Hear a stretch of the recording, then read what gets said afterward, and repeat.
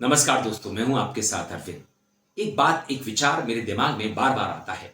मोदी ने अपने वोटर्स पर, अपने अंधभक्तों पर ऐसा कौन सा जादू किया हुआ है, ऐसा कौन सा जादू डाला हुआ है जिसके चलते ये अंधभक्त मोदी को भगवान की तरह मानते और पूजते हैं। यही समझते हैं कि मोदी जो भी करते हैं देश हित में करते हैं, अडानी, अंबानी और तमाम बिलियनियर्स के लिए नहीं करते हैं। वो देश को कौड़ियों के भाव इन्हें नहीं सौंप रहे हैं। सारे कॉन्ट्रैक्ट इन्हें इसलिए दे रहे हैं क्योंकि ये लोग काबिल हैं। अडानी बड़े काबिल व्यक्ति हैं। अडानी से पहले इस देश में कोई भी इतना काबिल बिजनेसमैन पैदा नहीं हुआ, धीरूभाई अंबानी भी नहीं। लेकिन सच्चाई यह है कि 24 के जो लोकसभा चुनावों के नतीजे आए उनमें मोदी खुद धुलते दिखे, उनके पैर उखड़ते दिखे। कहा जा रहा है कि मोदी को 150 सीटें ही मिलती, और मैंने भी अपने वीडियो में अरविंद वन चैनल पर कहा था कि मोदी को 150 सीटें मिलने जा रही हैं, मगर उन्हें मिली 240। इसके बारे में तमाम जो गुनी लोग हैं, एडीआर के लोग हैं, वोट फॉर डेमोक्रेसी के लोग हैं, वो यही कह रहे हैं कि जो वोट पड़े हैं, जितने वोट पड़े और जितने वोट निकले, उनमें बड़ा अंतर है। इन वोटों के अंतर के चलते ही मोदी 70-80 सीटें जीत गए हैं। मतलब चुनाव आयोग के सौजन्य से मोदी आज एनडीए की सरकार बना करके दिल्ली में बैठे हैं, और उनकी मोडस ऑपरेंडी क्या है? सत्ता में बने रहने की। सिटी बने आवश्यकता अनुसार, कहीं हेल्थ सिटी बने, कहीं स्पोर्ट सिटी बने, ये स्पेशलाइज सिटी क्यों न बने? भाइयों बहनों, अगर हम चाहें तो हम 100 नए शहरों का सपना आज देश की आवश्यकता के लिए कर सकते हैं। हमारी सरकार के लिए ये स्मार्ट सिटी सिर्फ एक प्रोजेक्ट नहीं है, बल्कि हमारे लिए एक मिशन। 100 न्यू सिटी की जैसे जरूरत है, वैसे 2 शहर जो पास पास है, उसके लिए एक ट्विन सिटी का कंसेप्ट हमने डेवलप करना चाहिए। जैसे न्यूयॉर्क, न्यू जर्सी है, हमने ट्विन सिटी कंसेप्ट को डेवलप करना चाहिए। विकास का एक नया मॉडल उसमें से हमें मिल सकता है। उसी प्रकार से बड़े शहरों के आसपास सैटेलाइट सिटीज, इसकी पूरी जाल बनानी चाहिए, एक अवसर के रूप में लें। और आप कल्पना कर सकते हैं जब इतना सारा काम शुरू होगा, कितना सीमेंट चाहिए, कितना लोहा चाहिए, कितने सीमेंट के कारखाने चाहिए, कितने लोहे के कारखाने चाहिए, कितने नौजवान चाहिए, कितनों को रोजगार मिलेगा। आप अंदाज कर सकते हैं देश के जीडीपी की जो चिंता हो रही है, उसका जवाब इसमें से मिल सकता है। धोलेरा, देखिए मित्रों, गुजरात में हम नए शहर बना रहे हैं। आपको भी मेरी प्रार्थना है, अगर वेबसाइट पर आप धोलेरा, DHOLERA, धोलेरा SIR, इस पर जाएंगे तो बहुत डिटेल मिलेगी। हम अहमदाबाद से 80 किलोमीटर दूर समुद्र तट की तरफ एक नया पूरा शहर बना रहे हैं, जो पूरी तरह सारी व्यवस्थाएं होगी।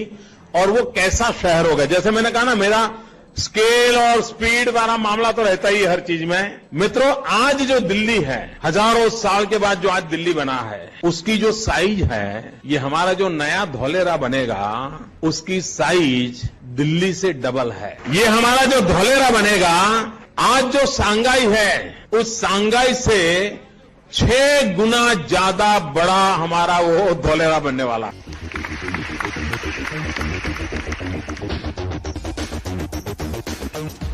किसी भी देश की जीडीपी को बढ़ाने के लिए शहर ग्रोथ इंजन होते हैं। पहली बार मोदी शहर।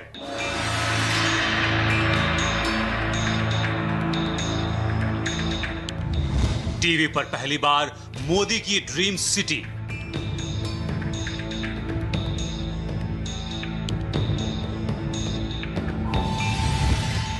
मोदी के 100 स्मार्ट शहर की पहली झलक। आपको हम ये समझाने की कोशिश करते हैं कि आखिर आदर्श ग्राम की संकल्पना है क्या और कैसे कोई गांव आदर्श गांव बन सकता है। योजना के तहत चुने गए गांव में समूचे विकास पर फोकस होगा। गांव में ढांचागत विकास के तहत स्कूल, अस्पताल, सड़क, खेल के लिए मैदान जैसी सुविधाएं होंगी। तो साथ ही हर घर के साथ ही सभी सार्वजनिक स्थानों पर शौचालय का निर्माण कराया जाए। फेंको, फेंको अपनी पूरी शक्ति के साथ फेंको।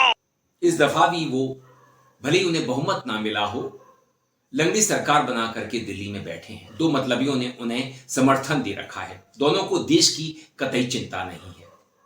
मोदी कितना भी दमन करें, कितना भी दोहन करें, कितना भी अन्याय करें, इन्हें कोई फर्क नहीं पड़ता।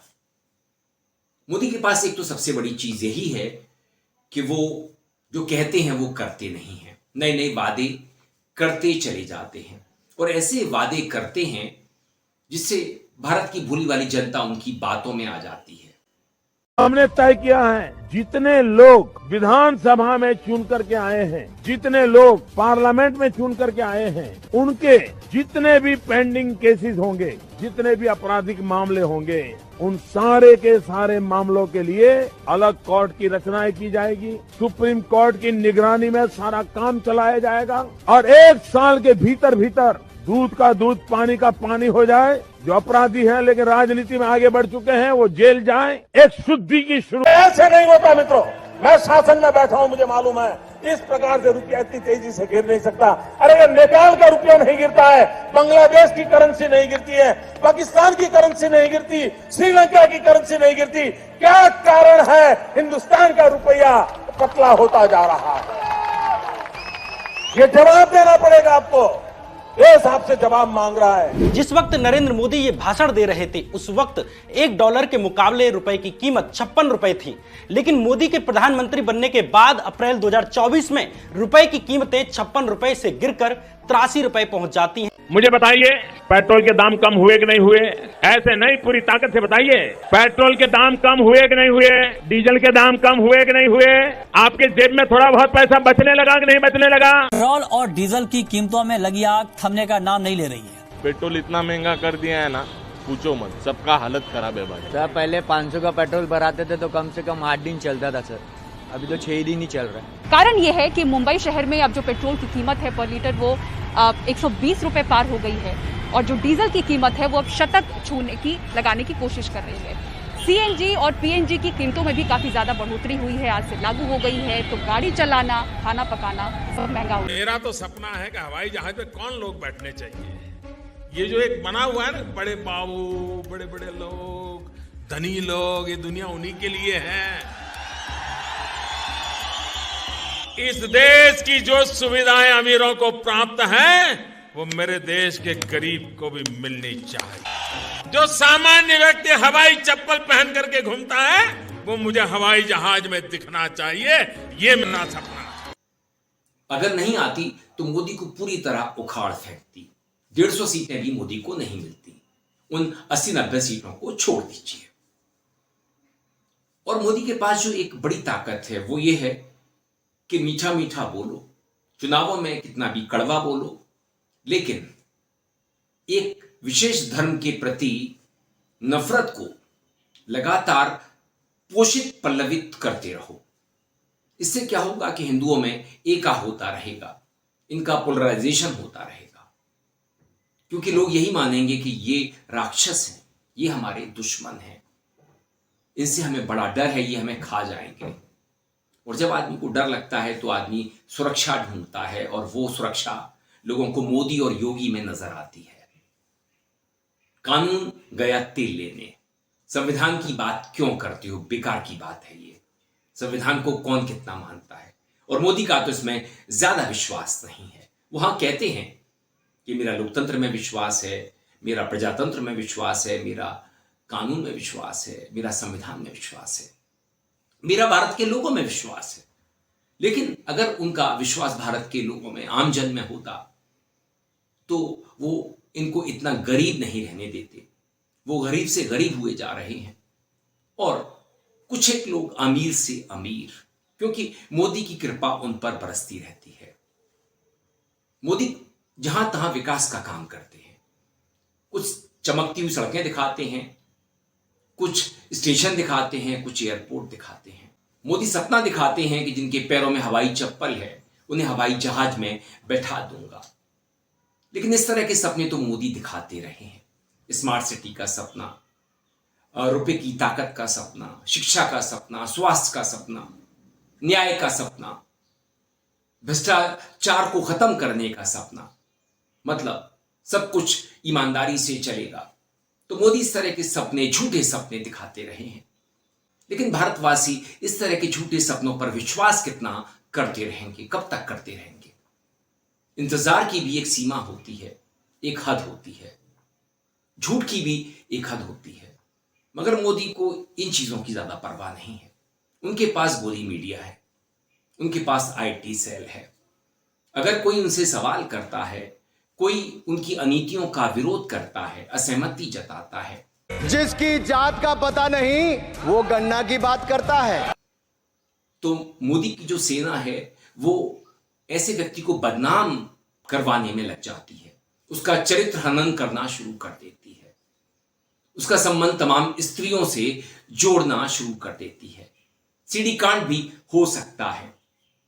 राहुल गांधी को इसी अनीति के तहत इस वक्त बदनाम करने की कोशिश की जा रही है, और यह कोशिश भी कहीं नाकाम होती दिखे तो विदेशी शक्तियों का हवाला देने लगो, जॉर्ज सोरस का नाम लेने लगो, हिंडनबर्ग का नाम लेने लगो कि ये लोग भारत की फलती फूलती अर्थव्यवस्था को देखना नहीं चाहते। इन्हें नहीं सुहाता कि भारत की अर्थव्यवस्था फले फूले, भारत तरक्की करे, भारत दुनिया की तीसरी ताकत बने इकोनॉमी में। तो जो विदेशी ताकतें हैं वो हम पर हमला करने लगती हैं। हालांकि चीन की बात मोदी जी नहीं कहते, जिसने हमारी 4600 वर्ग किलोमीटर जमीन पर कब्जा कर रखा है, सीमावर्ती गांवों के नाम बदल दिए हैं, वहां पर सैनिक अड्डे बना लिए हैं, वहां पर वो सड़कें और पुल बनाने में लगा है। वहां से हम इतना इंपोर्ट करते हैं जितना मोदी के दौर से पहले कभी नहीं हुआ। रिकॉर्ड तोड़ इंपोर्ट हम चाइना से करते हैं, अपने असेंबलिंग करते हैं, मोदी से मेक इन इंडिया कहते हैं। तो मोदी किसी भी चीज को कुछ भी कह सकते हैं, वो एक्रोनिम्स में विश्वास करते हैं, A+B और इस तरह की चीजों में विश्वास करते हैं। इस तरह के गुणाभाग करके ही उन्होंने भारतीयों को लगातार मूर्ख बनाने का काम किया है। A+B into square into bracket square करे तो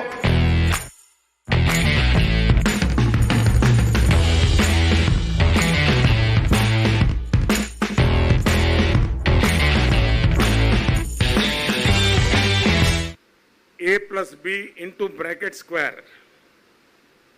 अब उसको जब खोलते थे तो कहते थे A² + 2AB + B²। और जब उसका रिजल्ट निकालते थे तो रिजल्ट आता है A² + 2AB + B²। ये एक्स्ट्रा 2AB मिलता है कि नहीं मिलता है? ये 2AB कहां से आया? 2AB कहां से आया? ये 2AB कहां से आया? ये 2AB है, वो जुड़ने की एक एक्स्ट्रा एनर्जी होता है। ये जो 2AB एक एक्स्ट्रा एनर्जी पैदा हुई उस ब्रैकेट में से, ये विश्वास के ब्रैकेट में से एक्स्ट्रा एनर्जी पैदा हुई, जिस एक्स्ट्रा एनर्जी ने हमें अधिक काम करने की ताकत दी, फैसले लेने की जिम्मेवारी लेने का एक ऊर्जा बढ़ा दी। विश्वास ने एक नया रूप धारण कर दिया। और अगर कोई विरोधी फिर भी ना माने तो उसके मेल में, उसके ईमेल में, उसके फोन में कुछ प्लांट करवा दो, उसे आतंकवादी घोषित करवा दो। तमाम लोग जो समाज के लिए लड़ते थे उन्हें इसी तरह से जेल भिजवाने का काम किया। क्या 86 साल का आदमी कोई आतंक फैला सकता है? क्या कोई अपाहिज आदमी, जीएन साईं बाबा जैसा आदमी, प्रोफेसर जीएन साईं बाबा जैसा आदमी जो आदिवासियों के लिए लड़ता रहा, आतंक फैलाने का काम करेगा? उन्हें 10 साल तक जेल में रखा गया। उत्तर प्रदेश की घटना आपको याद होगी। एक स्थानीय पत्रकार ने जब पेपर लीक होने की सूचना प्रशासन को दी तो उसे ही धर लिया गया, उसे ही जेल भिजवा दिया गया। तो इन लोगों की एक बुरी आदत और है, शूटिंग दी मैसेंजर। जो संदेश लेकर के आए, जो खबर लेकर के आए, सच्ची खबर लेकर के आए, काम की खबर लेकर के आए, उसे जेल में डलवा दो।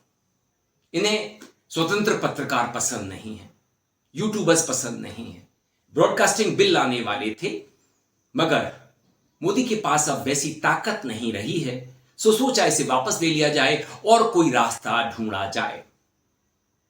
आज संसद में विपक्ष मजबूत है, नेता प्रतिपक्ष राहुल गांधी हैं, उन्हें भी जेल में डलवाने की इसीलिए तैयारी की जा रही है। ईडी सोच रही है कि क्यों ना इनसे एक लंबी पूछताछ की जाए और पूछताछ के बहाने राहुल को धर लिया जाए, जेल में बंद करवा दिया जाए, क्योंकि राहुल मोदी का नाक में दम किए हुए हैं।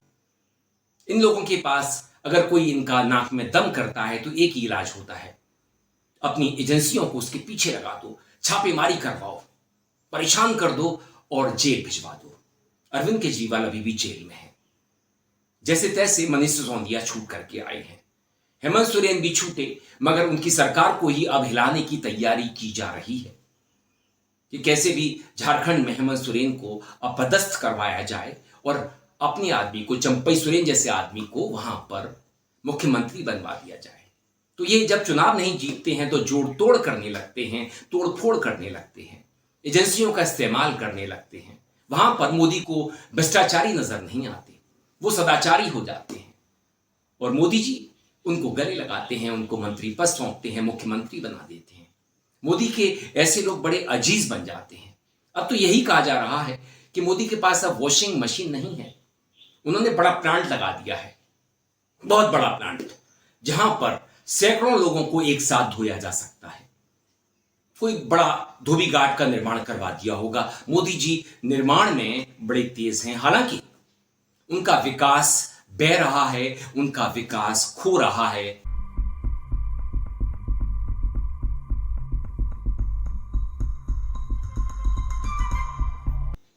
उनका विकास टूट रहा है क्योंकि कई पुल टूट चुके हैं, कई सड़कें बह चुकी हैं, कई हाईवेज बह चुके हैं और अर्थव्यवस्था सोई हुई है। मगर मोदी जी जानते हैं कि अर्थव्यवस्था कितनी भी सोई हुई क्यों ना हो, अपने अंधभक्तों के जरिए, अपने आईटी सेल के जरिए, अपने गोदी मीडिया के जरिए, चाटुकार मीडिया के जरिए ऐसी हवा बना करके रखो कि भारत अर्थव्यवस्था के मामले में महाशक्ति बनने जा रहा है, दुनिया की तीसरी ताकत, जबकि हम चीन से बहुत पीछे हैं।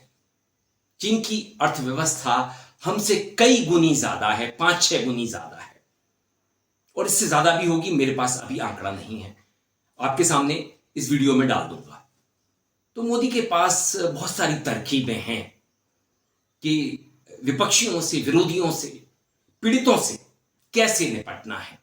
मोदी ने ब्रजभूषण शरण सिंह को लेकर के अभी भी चुप्पी नहीं तोड़ी है और कहते ये हैं, 15 अगस्त को कह रहे थे कि महिलाओं का बड़ा सम्मान करना चाहिए, महिलाओं के साथ जघन्य अपराधों को रोका जाना चाहिए और जब ऐसे अपराधियों को सजा मिले तो मीडिया इस सजा का जम करके प्रचार करे जिससे अपराधियों के दिल में डर बैठ जाए और वो अपराध ना करें। अरे भाई, ब्रजभूषण शरण सिंह के दिल में कौन सा डर बैठाओगे?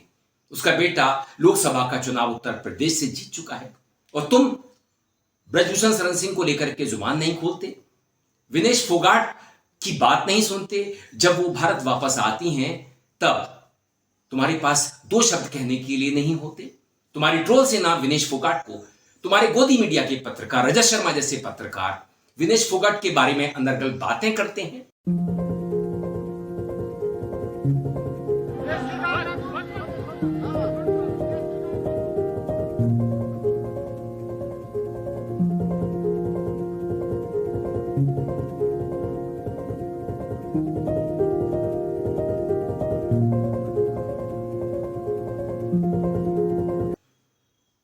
और गांधीनगर में जब बिल्किस बानो के बलात्कारी छूट करके आते हैं, तुम्हारी सरकार उन्हें माफी दिलवाने का काम करती है। मणिपुर में 2